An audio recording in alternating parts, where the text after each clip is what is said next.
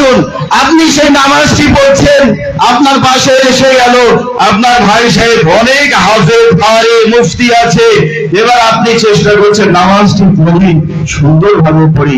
আমার ভাই আছে, আরবি জানে, তো এখানে আমার ভয়ের ব্যাপার আছে, সম্মানের ব্যাপার আছে, এবার খুব সুন্দর ভাবে আপনি আলহামদুলিল্লাহ পাঠ করছেন, বিসমিল্লাহির রহমানির রহিম, আলহামদুলিল্লাহি রাব্বিল আলামিন। যেখানে আপনি প্রতিদিন পড়তে আলহামদুলিল্লাহি রাব্বিল আলামিন আর রহমানির রহিম মালিকি ইয়াউমিদ্দিন, সেখানে আপনি বলছেন আলহামদুলিল্লাহি রাব্বিল আলামিন। তো এই যে ইবাদত আপনি লম্বা করলেন, কার জন্য করলেন? ওই পাশে যে ব্যক্তি আছে তার জন্য, না? তাই তো নাকি?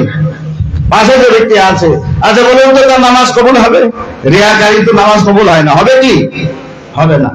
এর মানে হলো এটাই যে দুনিয়াতে যত বান্দা আছে, দেখেন আমি কোথায় নিয়ে যেতে যাচ্ছি, দুনিয়াতে যত বান্দা আছে যারা নামাজ পড়ে, তো সেই নামাজ ওইভাবে পড়তে হবে যেভাবে আল্লাহর নিয়ম কানুন, মাসলা মাসাইল যে আহকাম আছে, আল্লাহর যে নিয়ম কানুন আছে, সেই নিয়মে কিন্তু নামাজ পড়তে হবে।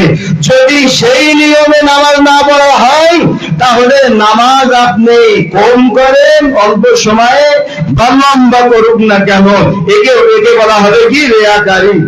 মানে আপনি দেখানোর জন্য নামাজ পড়লেন। তো হাসরের ময়দানে কি হবে? হাসরের ময়দানে যখন আল্লাহ বারগাতে বসবে, পরবর্তীকার নামাজ পড়েছিলাম, সে নামাজের নেকি কোথায়? তো হয়তো আল্লাহর তরফ থেকে আওয়াজ আসবে, যার জন্য নামাজ পড়েছিলে তার কাছে যাও। তো বোঝা গেল আমি আপনাদের এখানে নিয়ে এসেছি, বলতে যাচ্ছি এই যে দুনিয়াতে যত নামাজি আছে, যদি নামাজ পড়ে কোন বান্দার জন্য, মানে আল্লাহ ছাড়া যদি অন্য ব্যক্তিদের জন্য নামাজ পড়ে লম্বা করে দেয়, তো তার নামাজ কবুল হবে না। হায় রাসূলুল্লাহর নামাজকে দেখুন, রাসূলুল্লাহ নামাজ পড়ছেন, হোসাইন নবীর পিঠের উপরে বসে আছেন, কি শুনছেন? রাসূলুল্লাহর পিঠে হোসাইন বসে আছেন, হোসাইন বসে আছেন, সুবহানা রাব্বিয়াল আলা ওয়া বিহামদি।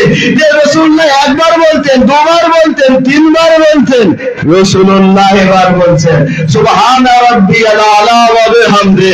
একবার নাই, দুবার নাই, তিনবার নাই।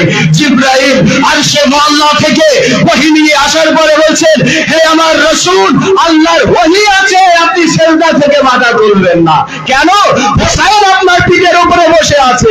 আছেটা কি হয়েছে? রাসূলুল্লাহর নামাজ। রাসূলুল্লাহ এত নামাজ পড়তেন, গুরুত্ব যে রাসূলুল্লাহ যদি আসতো, মুসলমানরা তো নাদানের জন্য, অজ্ঞতার কারণে রাসূলুল্লাহ নামাজই বুঝতে পারলো না, তো হযরত আলীর নামাজ কিভাবে বুঝবে? রাসূলুল্লাহ হযরত আলীর পায়ে তীর বিদ্ধ হয়ে গেল, যন্ত্রণা হচ্ছে, তো হযরত রাসূলুল্লাহর কাছে না বলো, ইয়া রাসূলুল্লাহ হযরত আলীর পায়ে তো তীর বিদ্ধ হয়ে গিয়েছে, তো বাইর করবো কিভাবে, অনেক যন্ত্রণা হচ্ছে।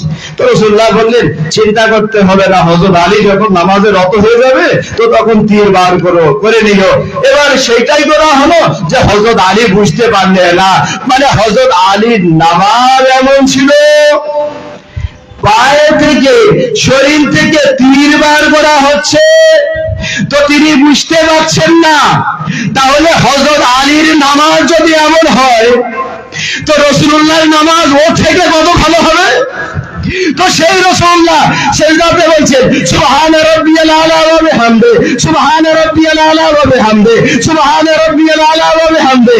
জিবরাইল আমিন আসেন, ইয়া রাসূলুল্লাহ আপনার পিঠের উপরে হোসাইন বসে আছে, এবার আপনি সিজদাকে লম্বা করুন, লম্বা করে দেন। কেন? আল্লাহ তো কোরআন শরীফের সূরা মুজাম্মিলের মধ্যে বলছে, বিসমিল্লাহির রহমানির রহিম, ইয়া আইয়ুহাল মুজাম্মিল কুমিল লাইলা ইল্লা কলিলা নিসফাহু ওয়া বিনকুস মিনহু কলিলা। বা সংক্ষিপ্ত তরজমা হচ্ছে এই যে রাসূল যখন নামাজে যান, ইবাদতে যান, এত ইবাদত করতেন, এত ইবাদত করতেন, এত ইবাদত করতেন, আল্লাহকে অবশেষে বলতে হলো, হে মুজাম্মিল, হে আমার রাসূল, হে আমার মুহাম্মদ, হে মুহাম্মদ, হে হাবিব, হে আমার দোস্ত, তোমার ইবাদত কম করে দাও, কম করে দাও। কিন্তু যখন হোসাইন পুষ্পে রাসূলের উপরে আসলেন, আল্লাহ বললেন, না রাসূল, ইবাদত লম্বা করো, লম্বা করো, লম্বা করে দাও। এবার রাসূলুল্লাহ চিন্তা হোসাইনের দিকে, কখন নামবে, কখন নামবে। রাসূলুল্লাহ ইবাদত করছেন, আল্লাহর ইবাদত করছেন, করছেন, চিন্তা কোথায় আছে? হোসাইনের দিকে কখন নামবে, কখন নামবে? রাসূলুল্লাহ সুবহান রাব্বিয়াল আলা ওয়া বিহামদে একবার বলছে, দুবার বলছেন, 70 বার বললেন। আরে আমি এটা বলতে চাই যে দুনিয়াবাসী যদি কোন ব্যক্তির জন্য নামাজকে লম্বা করে, তার নামাজ হবে না। আর রাসূলুল্লাহ যদি হোসাইনের জন্য সেজদাকে নামাজকে লম্বা না করে, তো রাসূলুল্লাহর নামাজ হবে না। সাল্লাল্লাহু মুহাম্মদ